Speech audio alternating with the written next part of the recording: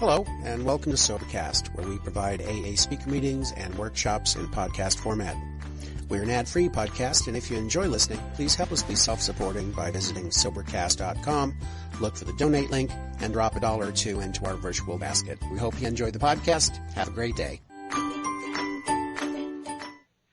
Alcoholics Anonymous was afforded the opportunity back in 1951 when both Dr. Bob had passed on, and prior to his passing, he and Bill had gotten together, and they realized it was time that they were not going to be around forever, and it was time to pass the torch. And there were discussions between Bill and Bob, and the resulting discussions was the beginning of the General Service Conference, the first one, which took place in 1951.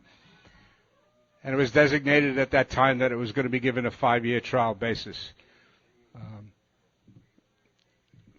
The next General Service Conference will be taking place in a few weeks, so obviously the 5-year trial was successful.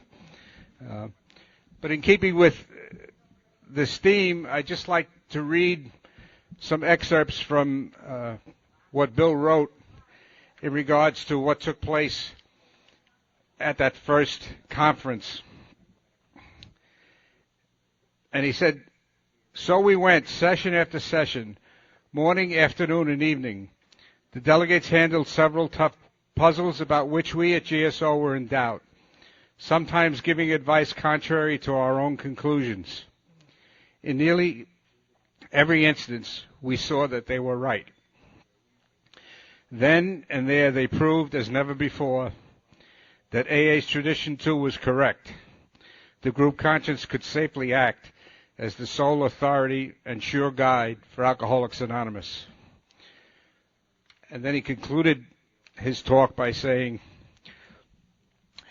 "As I watched all this grow, I became entirely sure that Alcoholics Anonymous was at last safe, even from me."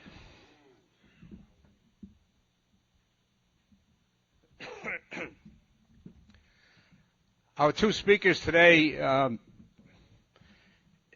in my mind, having been, as part of the work of the role of the alternate delegate, is to serve as liaison to the Hispanic districts and to the young people in Alcoholics Anonymous in Area 49.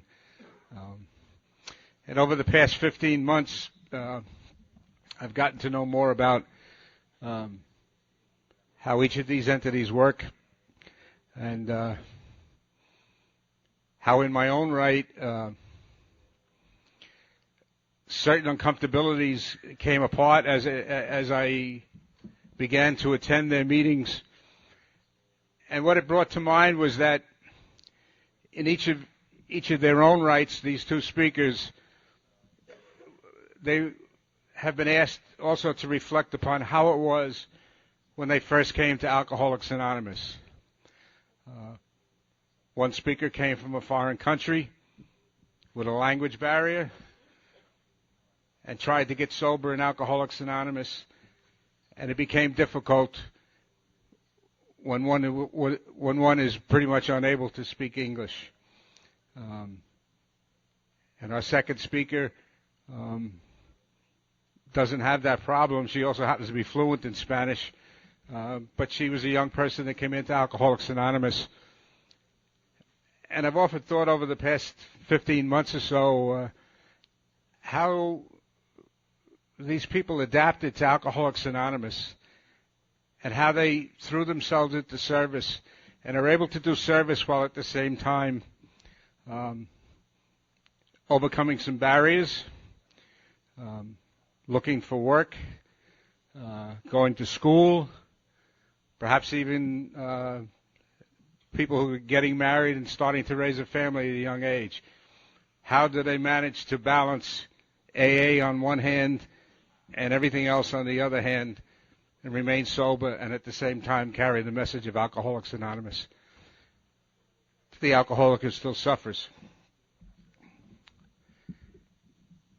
My first Hispanic Asamblea, I walked in with a lot of trepidation, and I wasn't even in the room 10 seconds, and people came over to me and welcomed me and put their arm around me and they said, welcome. They said a few words of English to me. And over the past few months, I've managed to say a few words of Spanish to them in learning a bit. But after I was greeted by the people, our good friend Raphael, who is the chairman of the translation committee, handed me an object that allowed me to sit in front of the room and listen to what they said in Spanish coming through my ear in English. For me, it was a revelation. A few months ago, one of the DCMs from a local county came to the Asamblea, and when the Asamblea was over, his remarks to me was, I really have an appreciation today of the work that the Translation Committee does in carrying the message from translating languages into another language. For that, I think you ought to thank our Translation Committee, Raphael, for the work that he and his committee do.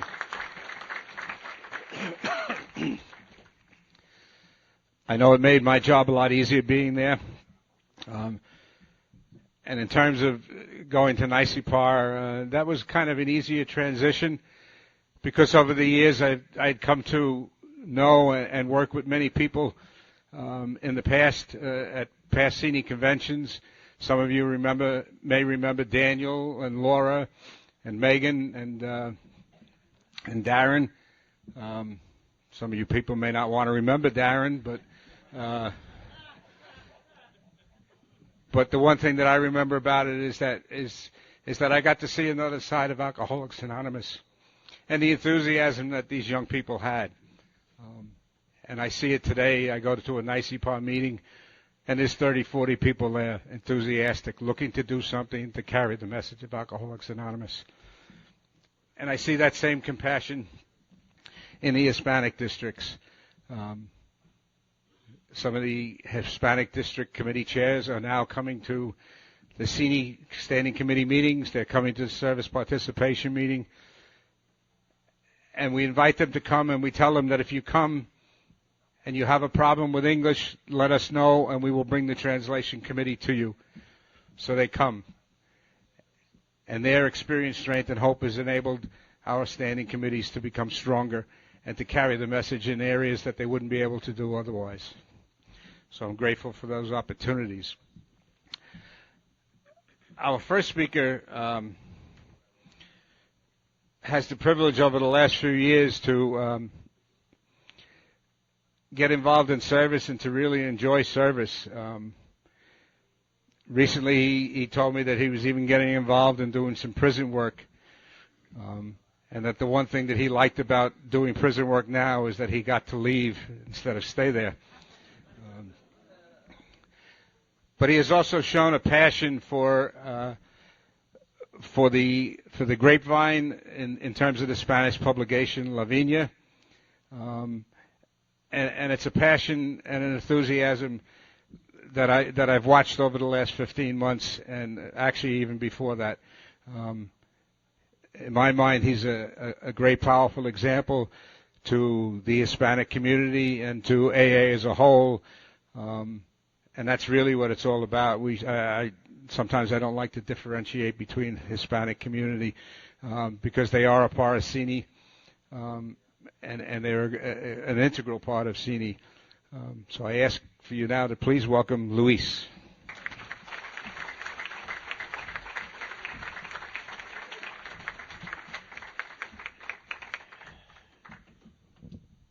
Wow, this is great. I never seen so many alcoholics together. And we are sober today. Good afternoon, family. My name is Luis, and I am an alcoholic. First of all, I would like to thank my higher power for being here, for not having that first drink today. And for that, today is the most important day of my life. Second, I would like to thank all of you for my sobriety. And to tell you the truth, I'm very nervous today. My legs are shaking, just like when I did my first meeting. But not only my legs were shaking that day, my whole body.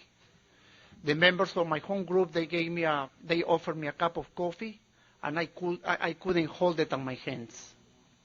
And that's how I want to start my speech, sharing with you 35 years of alcoholism, 35 years that brought me to the insanity. I did 2 rehabs, 1 detox, several arrests.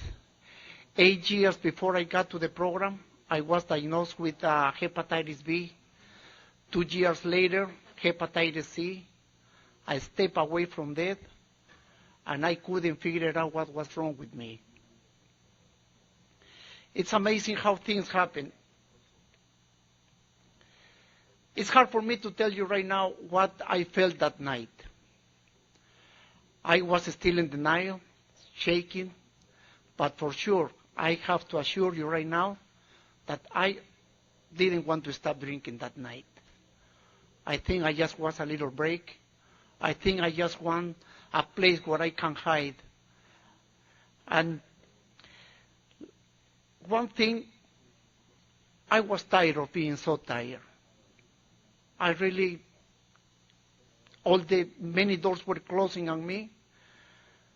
But one of the things that is funny, I did my first rehab when I was 24 years old, 25 years before this meeting. They told me that I have an addiction problem, that I couldn't have that first drink.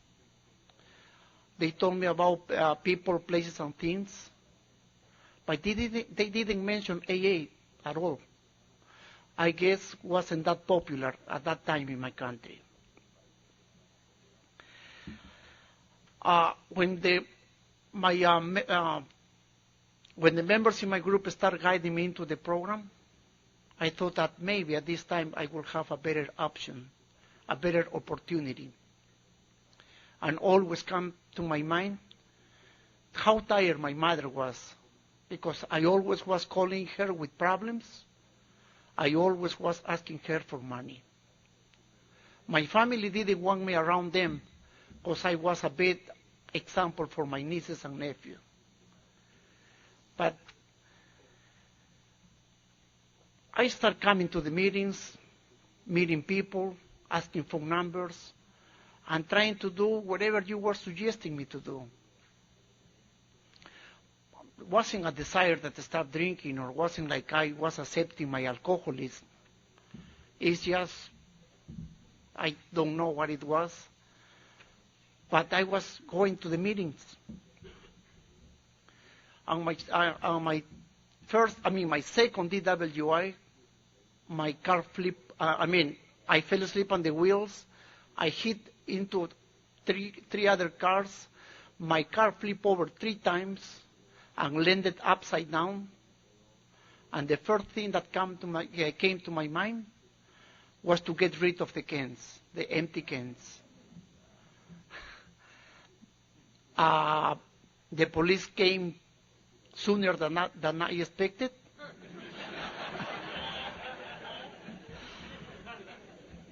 And they made me walk on a straight line, and they took them only a few seconds to realize how drunk I was. While I was going to the New Rochelle police station, I started thinking what was going to happen with me. Fines, lawyers, probation, outpatient clinics, and probably jail time.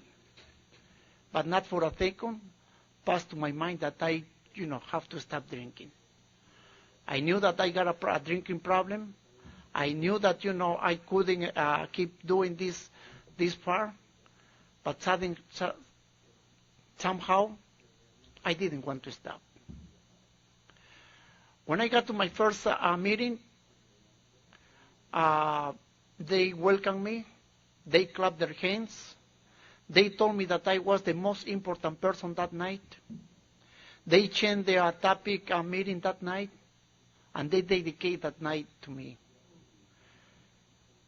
And right now, I can't explain what happened that night. But for sure, I got to tell you that, I was, something brought me there. I didn't know what. little by little, I start listening what, my members in the group was telling. I always was criticizing everyone and all of them. I always was trying to do things that they didn't tell me to do. They used to tell me, come to a meeting whenever you want, and come to a meeting whenever you don't want to come. And those things stay in my mind, and little by little I start walking into this problem. Like I told you before, I wasn't accepting my disease, but suddenly I start noticing a few things. Suddenly I start noticing that I was, respecting myself a little more than before. I was doing my bed every morning. Only God knows how many years I didn't do my bed. I was cooking at home, eating better, taking care of myself a little better. And this is how my journey into AA started.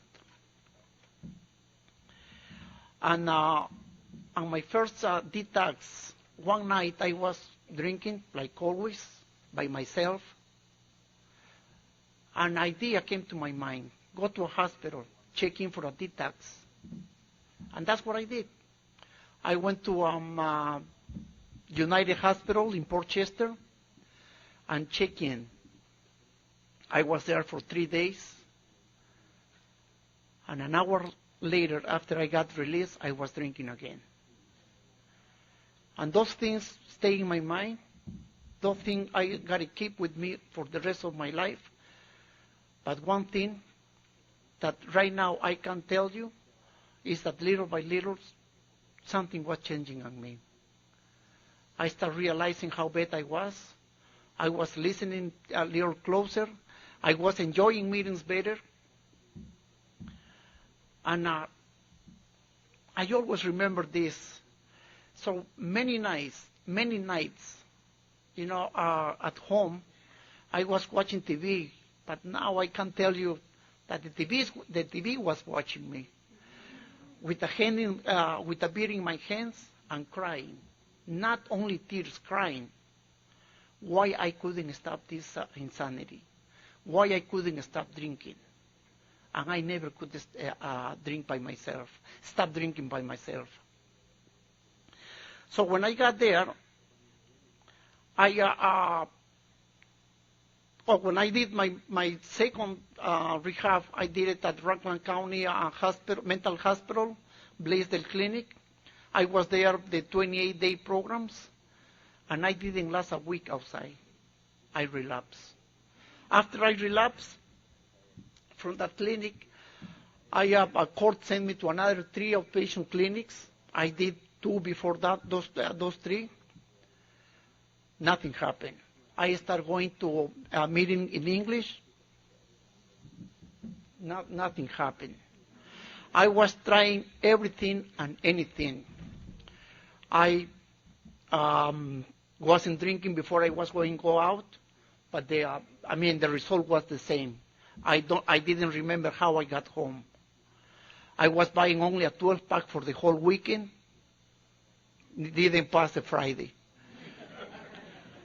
I started buying the 7-ounce can to make believe myself that I was drinking less.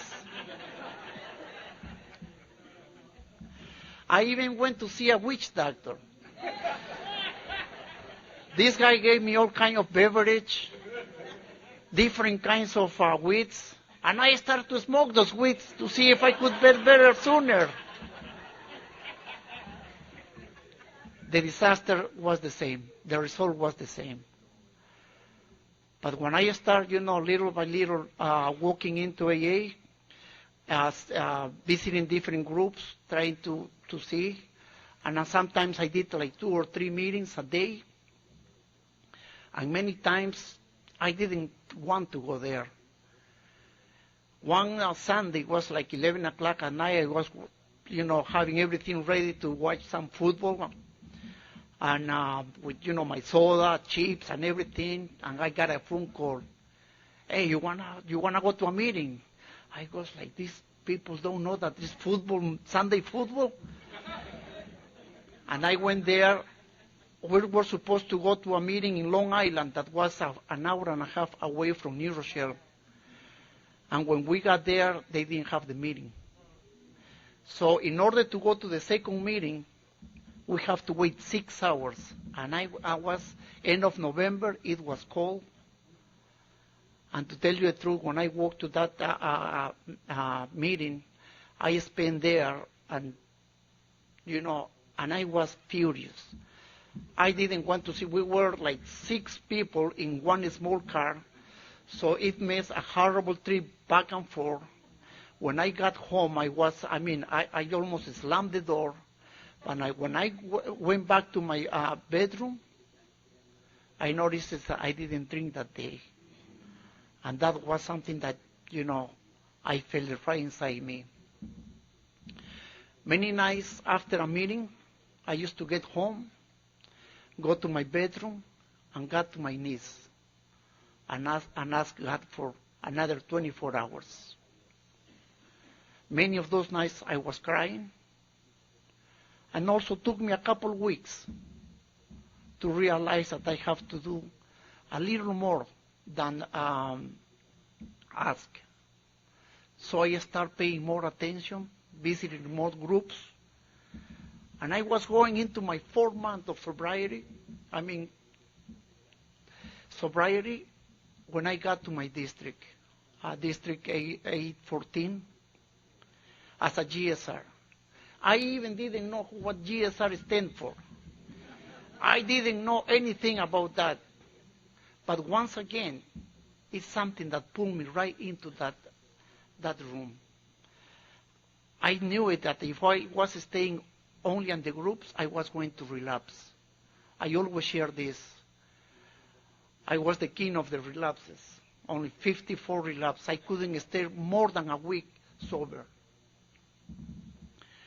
But when I got there, I heard that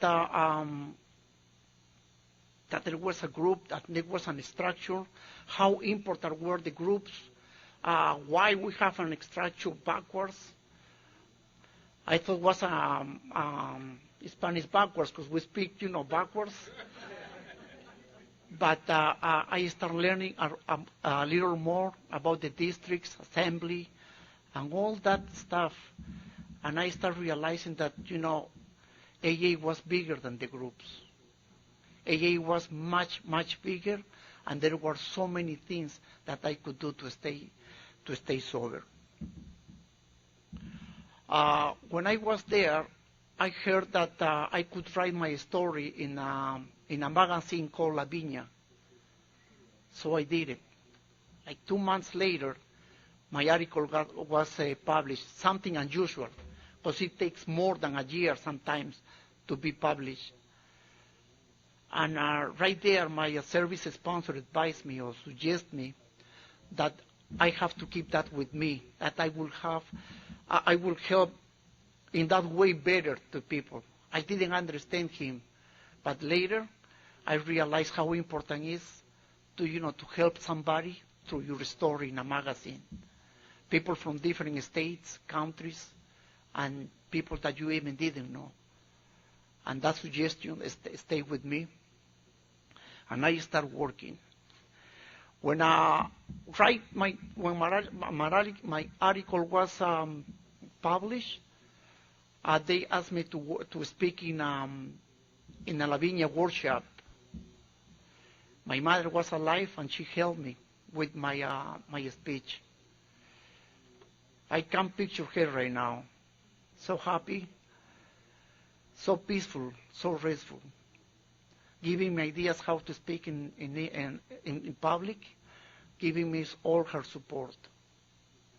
So I took her to that workshop. So I started my speech, and I was practicing. I started my speech the way I was practicing with her for weeks. But I couldn't finish my speech. I started crying. The only thing I could do was thank you for the opportunity, and I ran to my mom, hugged my mom, and we started crying together. And folks, I got to share this with you. That was my spiritual awakening. That's why I'm my spiritual awakening, because right there, I felt what an alcoholic feels. All the suffering, all the harm that I have done, and everything was there. In that moment, I accept myself as an alcoholic, and I knew it, that the only way that I could stay sober was if I was going to stay in AA. But something was missing. There was a little bit that was missing in that puzzle. Everything was taking place little by little, but something was missing. So I was still a GSR for my group. What I did, I started doing service in my group in a goodwill. Start working very hard for it. And even sometimes there are some members that they don't like service or they don't want to hear about service. But I have so many service sponsors, and they gave me all kinds of suggestions. So I started doing only women's meetings. We started doing workshops, service workshops, Lavinia writing workshops. We project a few movies with the only purpose of staying sober. So when I start putting this together, with the groups, with the different groups, with the districts, with assembly, with AA work service, and all that stuff together, I knew that was the only way that AA can be together, united. That's how I started, walking into AA, and these folks changed my life 180 degrees. I was walking better. I was enjoying every meeting. I was all the workshops, conventions, Nerasa, and everything. I was there. This year, at the beginning of this year, Lavinia. Oh, by the way, I became Lavinia coordinator for my district. And right there, I start noticing a few things in my life. I start noticing that I could do things in a good way, and things that I never expect I have done. I always wanted to do something with my life, and this was the key of doing things. So at the beginning of this year, Lavinia got into a Valhalla jail. I started asking people. I went to the GSO. I started calling people and trying to do, and everybody was. I called a lady from that jail like at least 6 or 7 times and no answers. But one night, I walked into an English meeting, and I asked the guy, and the guy said, "You want to come with us?" So we're there. So little by little, I was, getting things just, to help somebody else. The way I was helped when I got into AA. The ways that, that you advised me to do. To give freely what I got one day. And that's how I start doing service, and I really enjoy this.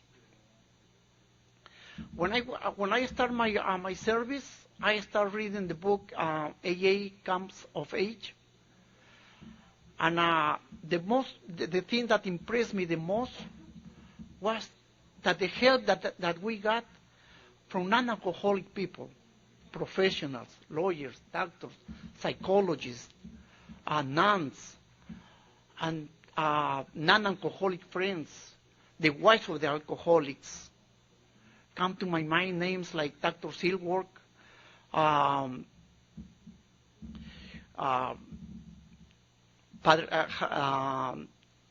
Shoemaker, Thibaut, Ed Dowling, Nelson Rockefeller, and a few more. And how these people start helping our program. How these people start going into the things like Rockefeller told us that our program didn't need much money, or it need needs a little bit, otherwise will be ruined. And that became our 7th tradition, to be responsible. How, many people start helping, and I just want to read this because I want to say it right, was the words of Sam Shoemaker in his intervention celebrating the 20th anniversary of AA. It made me think a lot. He says, on this occasion when AA turns an historic page, when leaderships will be bigger than the past, let's thank God for his kindness to us, to his guidance, prosperity, usefulness, richness in developing this marvelous force of our time, and for the promise that AA be present for countless of thousands and maybe millions of people in the future. Today, we are more than 117,000 groups worldwide. We are more than 2.5 million alcoholics in recovery.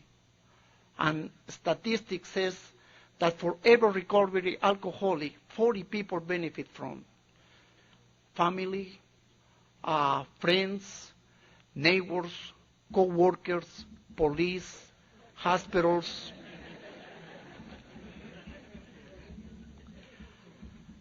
And this is how I start, feeling what I have to do. But something that, impressed me the more and, bring a few tears in on my eyes was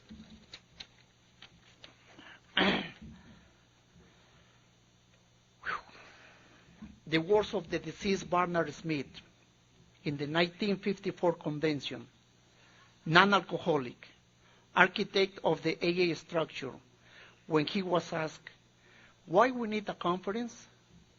He answered eloquently, maybe we don't need a general service conference for our own recovery. We need it to make sure the recovery of that alcoholic a few steps away from this room. We need it to make sure that any child that is born tonight who is predestinated to alcoholism. And that's what gave me the idea of what I got to do for the rest of my life. One day at a time, but for the rest of my life. Trying to carry the message to the person that needs it. Trying to visit clinics, jails, hospitals, police stations, libraries, talk to professionals, judges, and wherever can help us to carry the message. Today, my life is very different. My life is, 50% work and home. The other 50% is Alcoholics Anonymous. I get home, I go to my computer, I check my emails, all related to AA. And I got a new girlfriend, actually is my fiancée right now. And she helped me a lot with it. She never, says, don't go to a meeting today or whatever. There was a few things that she says, I don't feel good. So I asked her, because we have in the calendar, we have all the assemblies, workshops, whatever that I cannot change. And I told her, things I can't change, you can tell me I stay home. But there's only a few places. Even she comes with me to workshops, and somebody advised her to go to Al-Anon. And she says, no way, the fun is here. And she was with me in many meetings, but now she realized that I need to go to a meeting by myself, but any workshop, any assembly or whatever, she comes with me.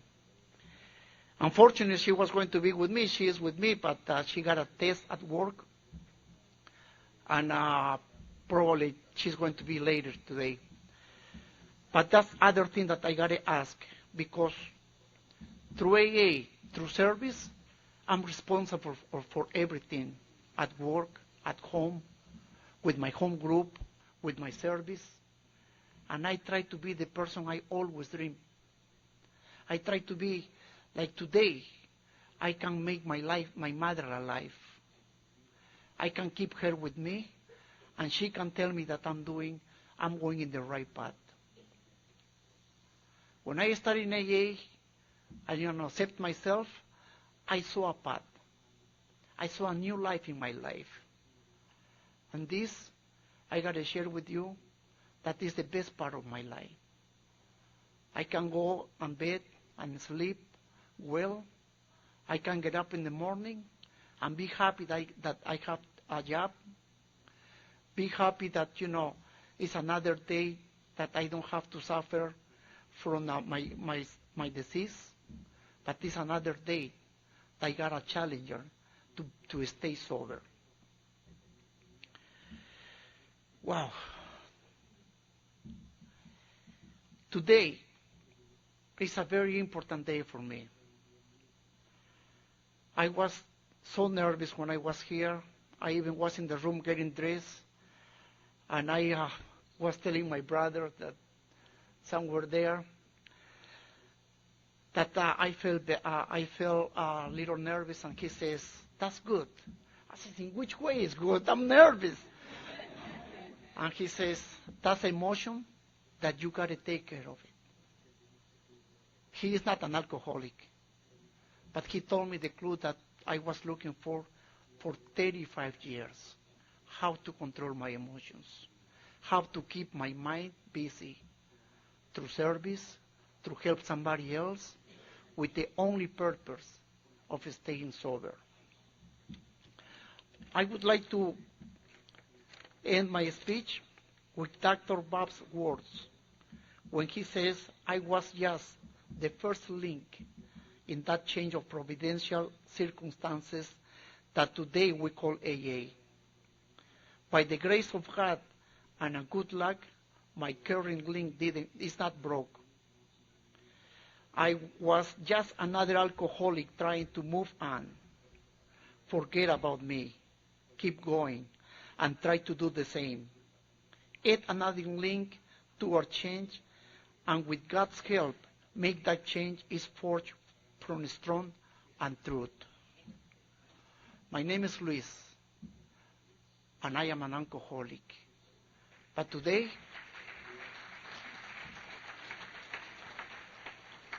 I can say proudly, I can say with no sadness in me, because my yesterday's past is gone. Today I have in my life AA. Today you are in my heart. God bless AA. Thank you very much.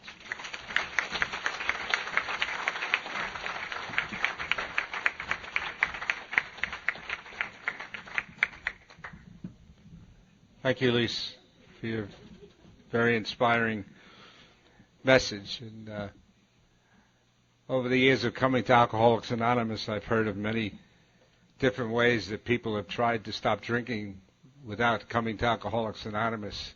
But today I heard a new one, a witch doctor.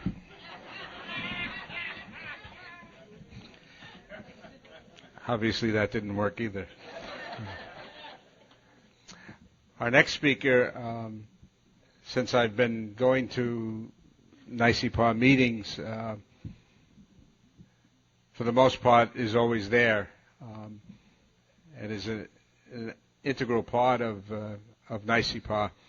A couple of months ago, the NYCYPAA chair, Max, was invited to the Hispanic Asamblea to speak to the Asamblea in regards to inviting young Hispanic members of Alcoholics Anonymous to come be a part of NYCYPAA. And our translation committee chair, Rafael, got up to translate into Spanish for Max, but he didn't have to because Max brought his own translator along, who is our next speaker. It turns out that she not only speaks English very well, but she did a fantastic job on Spanish. But the one thing I've come to know about Erika over the past few months is that she currently serves as the 12-step call chair for NYCYPAA, and in her words, it's the best commitment that I've ever had. Please welcome Erika.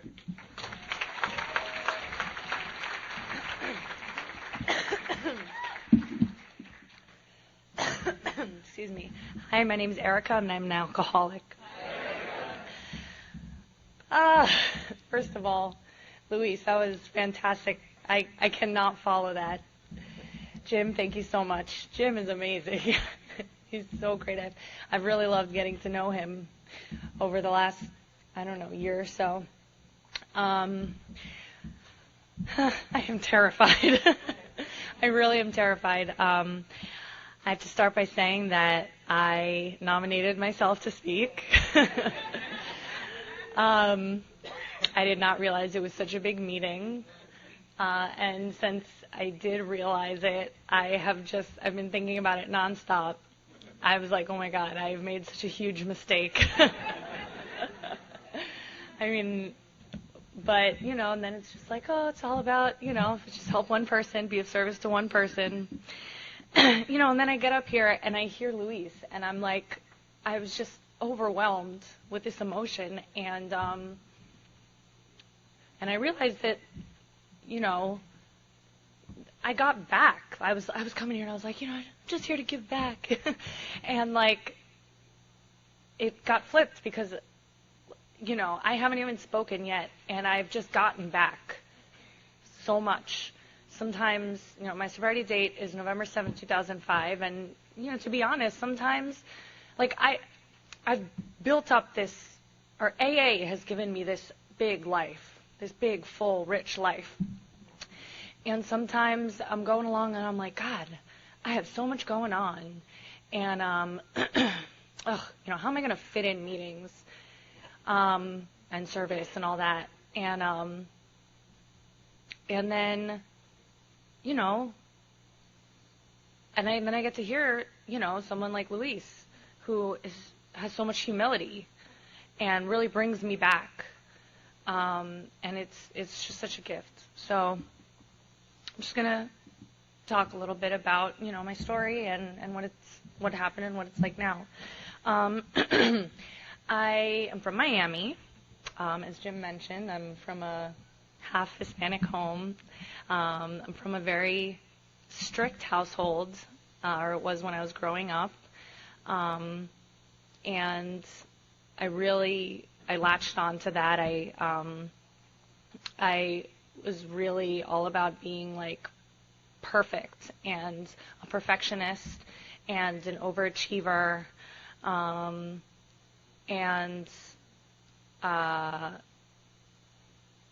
just pleasing everyone. And so, academics were very important in my household, and you had to be, a straight A student, minimum, right? And, you also had to do all the activities, and, I had to be the best ballerina and the best drama student and all that. And as a result, I really felt very isolated from all my peers from a very young age. Or at least that's my explanation for why I felt that way. So I didn't really have a lot of friends. And then so I get into high school, and there was just all this buildup from that pressure, right? That pressure that my parents put on me, and that pressure that I had taken on for myself, of having to do so much and be so perfect. And then, of course, adolescence came, and there were mood swings and hormones, and so I was feeling a lot of depression, and sadness, and I found myself crying all the time. And I was a little bit of a late bloomer, right, because, I had to be such a do-gooder. But eventually I found drugs and alcohol. And I remember the first 2 times that I tried them, I was about 15 and 16 were the 2 times. And I remember the first time I put them in my body so vividly, because I liken it to being in love. I was so happy so quickly. I just felt like I had found what life is supposed to be like. All the stresses were gone, and first of all, I felt like a part of, whatever was going on around me. And that was so important to me. I was like, oh my God, is this what everyone else feels like all the time? Is this what I've been missing out on? And I just felt like it was this euphoria, and I just wanted it to be like that all the time. And I've always been someone who's very fearless. And so I was just like off to the races. I was like, about the second time, that happened, I was like, I don't even care. I need to be this way, every day, all the time. And that's what I proceeded to do. I mean, of course, I was still do-gooder, so I was going to mask it, and I was going to keep getting my straight A's.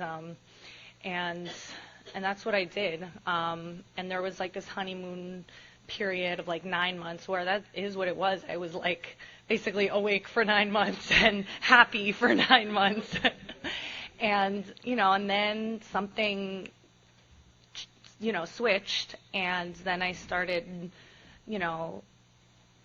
having consequences, or just started to not be so great. I started to have crashes and, starting having really severe depressions. It just was not great, but I couldn't stop. I was still just chasing that happiness. And I'm like still in high school, right? So I'm 17, and I'm like, I want to move to New York City. So I'm like this full-blown alcoholic and drug addict. Thank you. I want to see where I am on time. Okay, let's speed it up. I don't want to spend too much time on my drinking. So basically, I'm this full-blown drug addict and alcoholic, and I moved to New York City. I'm like still 17 years old, and I was just a mess. And a really huge part of my story was about what it did to me emotionally and spiritually. Because to be honest, and sometimes I'm ashamed to share this, in meetings, but I didn't have a ton of tangible consequences. I didn't get a DUI, even though I drank drunk. I drove drunk all the time. When I was living in Florida still. But then I moved to New York, and, there was no need for that. But I didn't get a DUI, never got arrested. I, didn't go to a psych ward, nothing like that. I mean, I had, women consequences.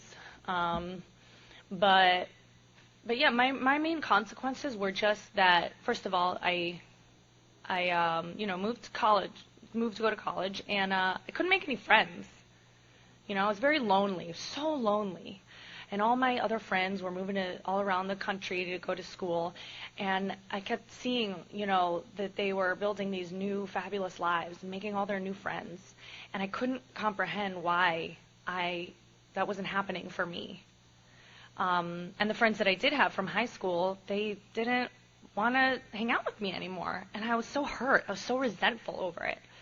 And I was so mad at them, and I couldn't see that it was because I was a total mess, and any time, the few times that we would go out together, I would, end up like, passed out on a stoop somewhere, in the middle of the night, like, every single time, or like, throwing up everywhere. Just remember this one time with Jell-O shots, like, just Jell-O shots everywhere, like red everywhere. So yeah, I was just drinking alone all the time, and it was so sad, so sad. I would just, be in my dorm room alone all day, and then at night I would just wander the streets of New York all by my little lonesome. And it was dangerous, so dangerous. And so I'm very fortunate to have survived. I have my little stories, but it's just nothing that special. And one day it's like my sophomore year, and I had my boyfriend at the time, his aunt was in AA, and she was cutting my hair. She was a hairstylist, and it somehow came out. I was probably talking to her about my problems, and she mentioned she was in AA, and she offered to take me to a meeting. And I really didn't want to go, but I was a people pleaser, so I, went with her to a meeting, and like someone was sharing, and I was like, oh, that's so interesting. I like interrupted them in the middle of their share, and they totally shot me down, and I was mortified. But like, when you have never been to a meeting before, how do you know how it works, right? So now when like something will happen like that to a newcomer, I'm just so, hurt for them, because I want the newcomer to feel so comfortable, but it's kind of this crazy thing that we do. We all kind of get together, and everyone's kind of expected to know how it works, the rules, but and she gave me a big book, and I read it totally drunk, and I was like, wow, this is like really cool. And I, went back to New York, and, went drinking for a couple more months, but the seed had been planted. So I always think of that when I'm like dealing with newcomers who are just, I can tell they're like not even in it. It's all about, you just never know where the seed will be planted. Anyways, so it was the middle of my sophomore year, or my junior year, and one day I just woke up. There's no rhyme or reason why. And I was like, I need help. And I called my parents, and they didn't want to believe it, because I had done a pretty good job of hiding it, and there are no alcoholics in my family, just none whatsoever. There's no divorce and no gay people, so it's like, but I really told them I needed help, and I ended up in a rehab. And I'm just so grateful that I really believed in my core, and I had some great sponsors who helped me work really great first steps. But I believe when I came in, like, I had my first step in my heart. And I could also tell from my other behaviors that I am powerless and unmanageable. So I came in, and I just took those suggestions. And I did my whole perfectionist do-gooder thing with the program. They said, go to meetings every single day. I think I went to a meeting. I don't think I missed a meeting for a single day for my first at least 3 years of sobriety. And that's not the case now, and I only say that because it was out of fear. It was out of just pure fear, And they said, get a sponsor. I got a sponsor. I literally just grabbed the first lady I saw, and I had nothing in common with her. But I was just whatever. They said, work the steps. I totally worked the steps. What else did they say? Get a higher power.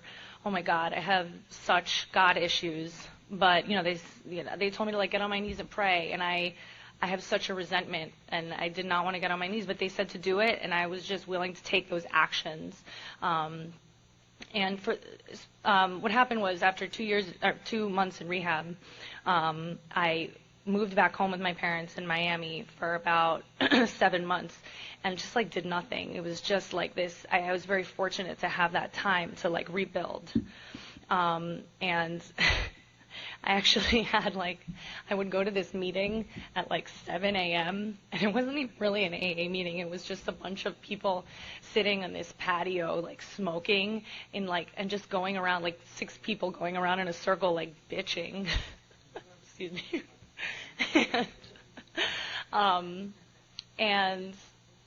And so one morning I left that meeting, and these 2 ladies who were my, first sober buddies. They were the most unlikely pair for me. They're both from Jersey, Kathy and Angela.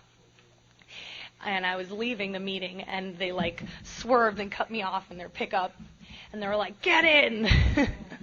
And I was like, "What?"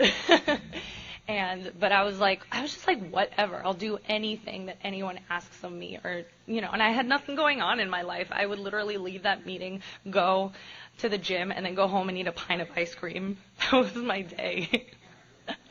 And So I got in the car with them, and I went to get my first taste of service, and we went to go speak at a detox. And then I had 6 months of sobriety, and I somehow got a commitment taking a meeting to a detox, even though you were supposed to have a year, and I don't know how I, got that. And I remember thinking, 6 months, I'll be sober forever. Because 6 months is so much time when you're 20 years old, And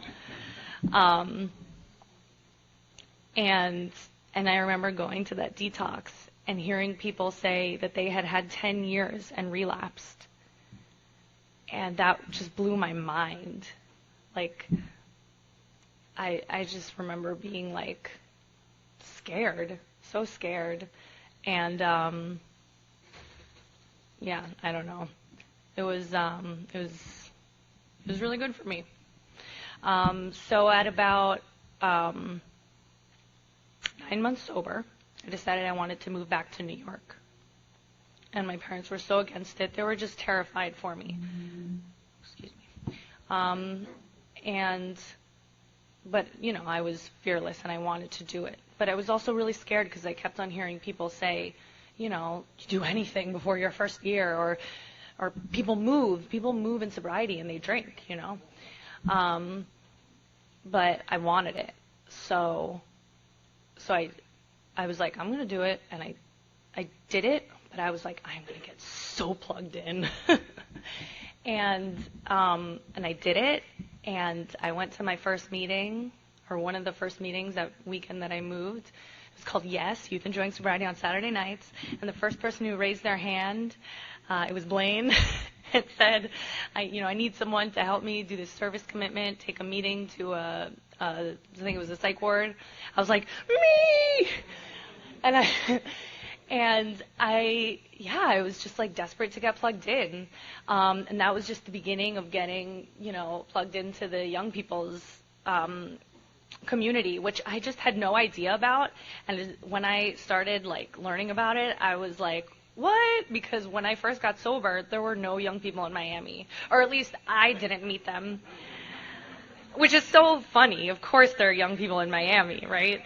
And now when young people come to visit New York from Miami and they're like, oh my God, this young people meeting, and I'm like, where were you guys when I was getting sober? But I actually I like to think that was really good for me because, I was just building this very somber, sober foundation. I don't know if I could have handled partying.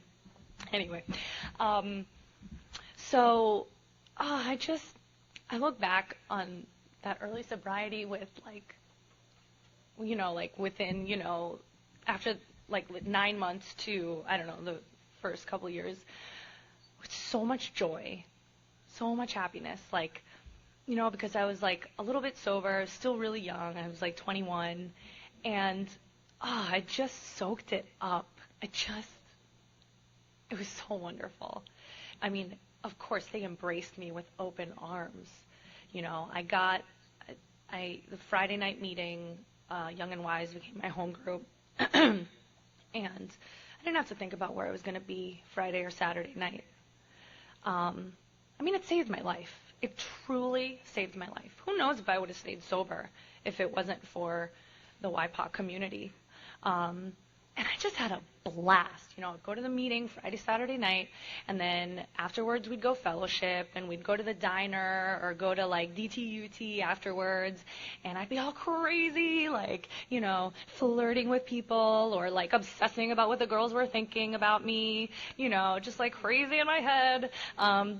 But being sober, having a blast, laughing until my belly hurt.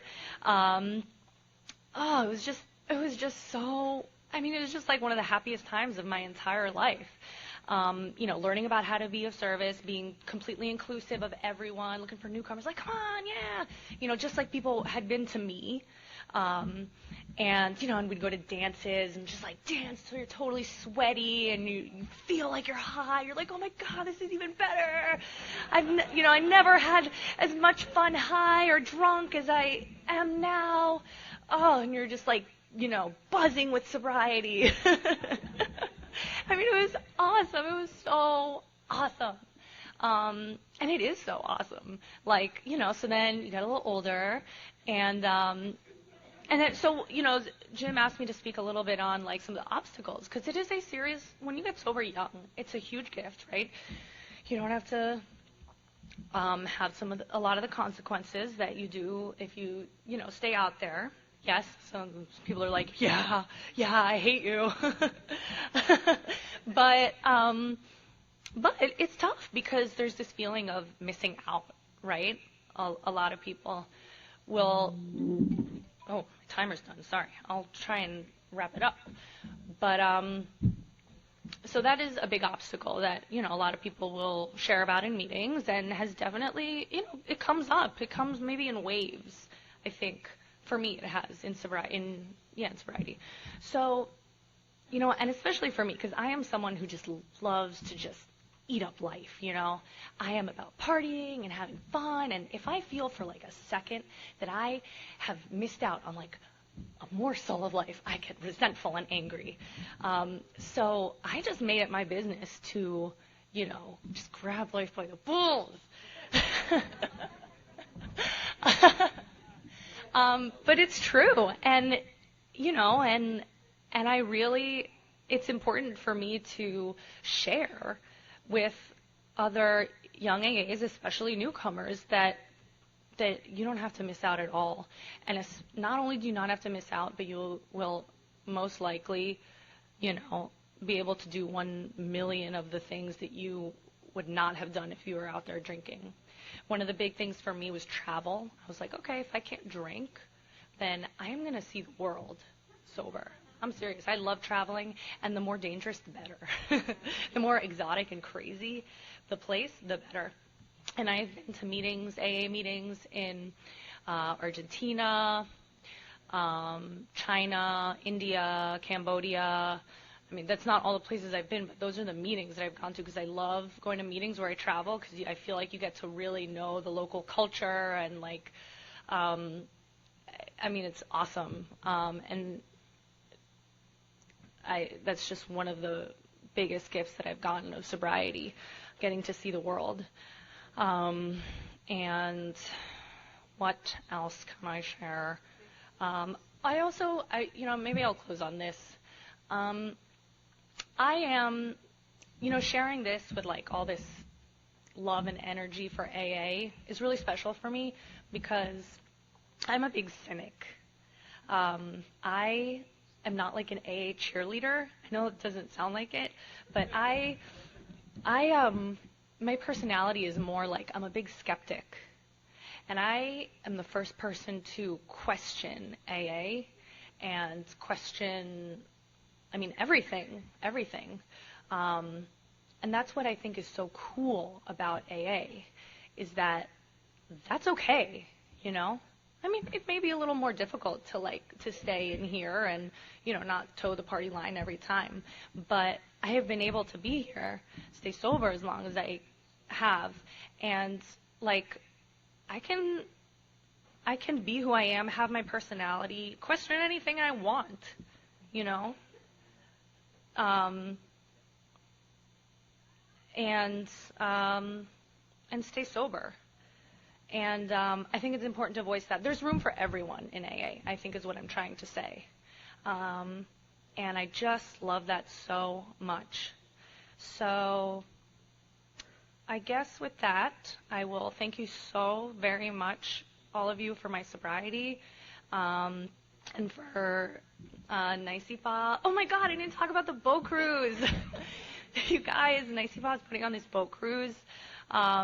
Like last year, it was one of those times that was like reminded me of my early sobriety, when I just like had such a blast, and everyone should come. We're selling tickets. What? $20. $20, and the price will go up. Seriously, it's a boat cruise around Manhattan. Yeah, okay. It is not to be missed. It is like the most awesome party I've been to in sobriety, and it's this summer. Oh my God, I'm like freaking out. I don't have all the details, but you can meet Sydney and everyone back there, and that is all I have to say. I love you guys so much. Thank you, Jim. Thank you, Luis.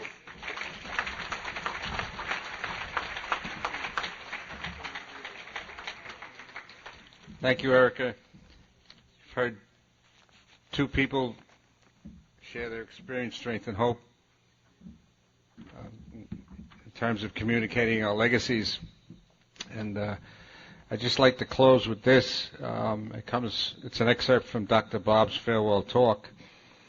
And in it he says, there are two or three things that flashed into my mind on which it would be fitting to lay a little emphasis. One is the simplicity of our program.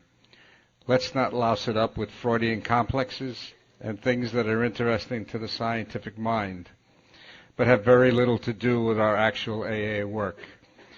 Our 12 steps, when simmered down to the last, resolve themselves into the words love and service.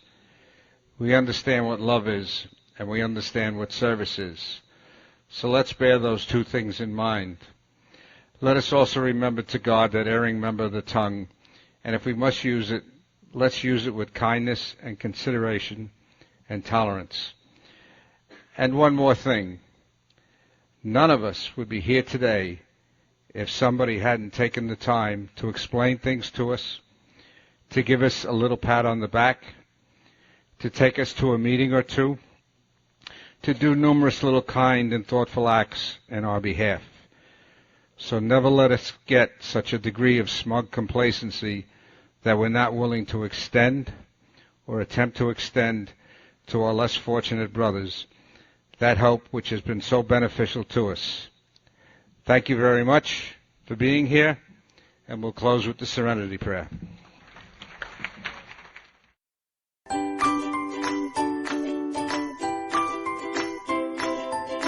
Thanks for listening. I hope you enjoyed the podcast. Sobercast is ad-free, and we'd like your help in order to keep it that way. So if you'd like to help us be self-supporting by pledging $1 or $2 a month, visit Sobercast.com and look for the donate links. Thank you very much.